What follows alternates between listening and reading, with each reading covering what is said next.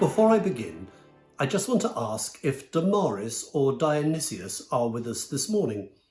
If they are, I just want to say that they are particularly welcome at our downtown cathedral today. Because gathering downtown, at least in the normal run of things, is a very significant thing to do. Significant, of course, because it's normally where you can find, and thus influence, a large number of people.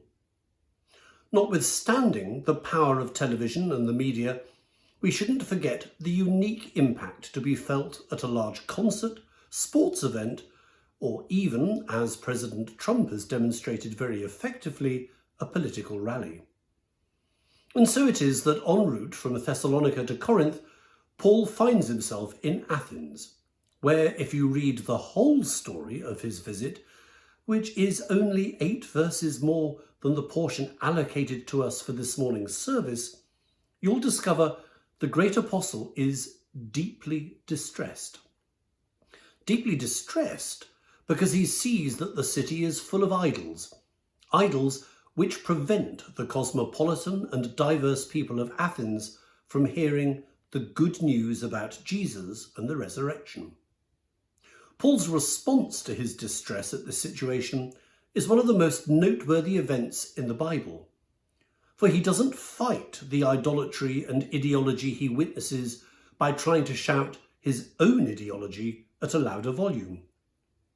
Instead, he uses the depths of his remarkable character to get alongside the people of Athens to enable dialogue, a move that is compassionate and also wise and skillful. For we are told, in the words immediately before the reading we heard, we are told that all the Athenians and the foreigners living there would spend their time in nothing but telling or hearing something new. And Paul certainly has something new to tell his audience, which brings Paul to the Areopagus, or to Grant Park, or Parliament Square, or Capitol Hill, or wherever people today gather to express their opinions and hear those of others.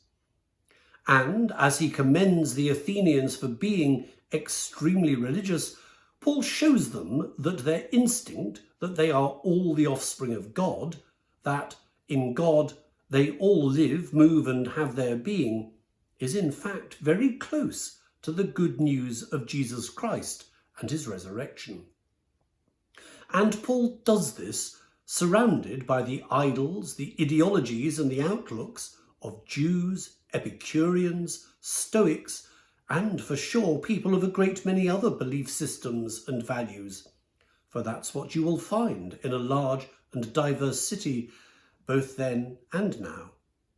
And Paul's behaviour at the Areopagus stands as a shining example of both evangelism and dialogue, one to which we should pay great attention as we behold, possibly with some distress ourselves, the idols and ideologies which confront us in the world in which we live today.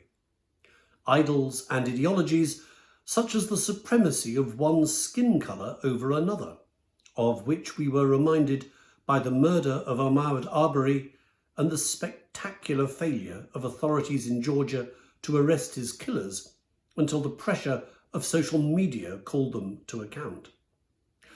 Idols and ideologies such as the championing of individual rights over the common good, such as we saw expressed in the now viral Facebook post of a Mr. Kevin Bain, an administrator at a Dallas law firm, who threatened to show a Whole Foods security guard his Glock 21 shooting range results backed up by his supply of pricey ammunition in response to the instruction to wear a face covering.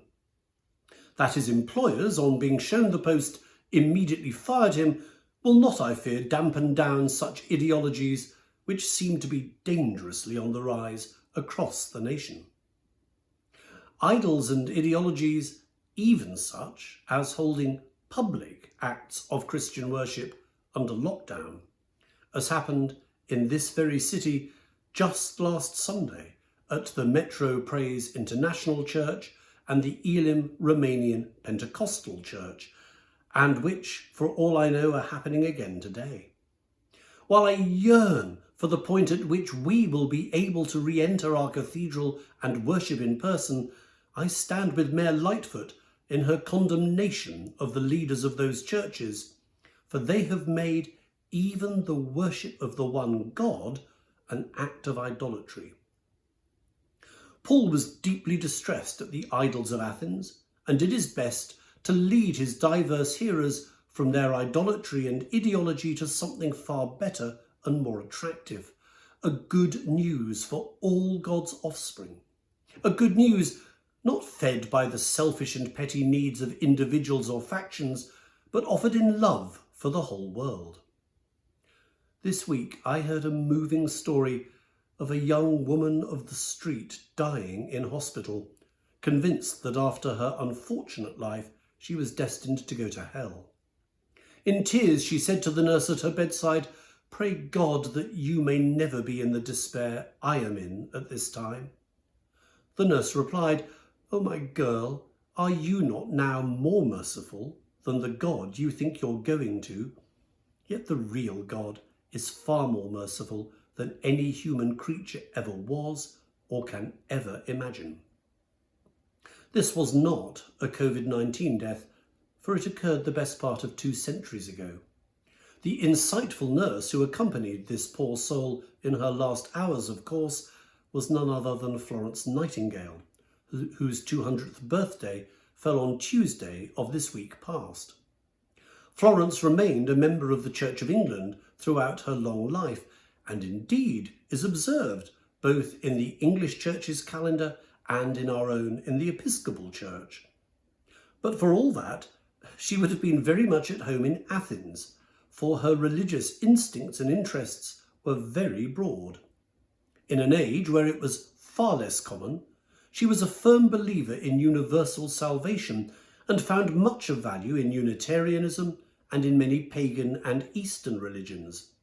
She was also healthily suspicious of the motives of many of her religious co-workers, whom she perceived as being more interested in their own salvation than that of others, and she had a distinct preference for secular hospitals rather than those founded by churches.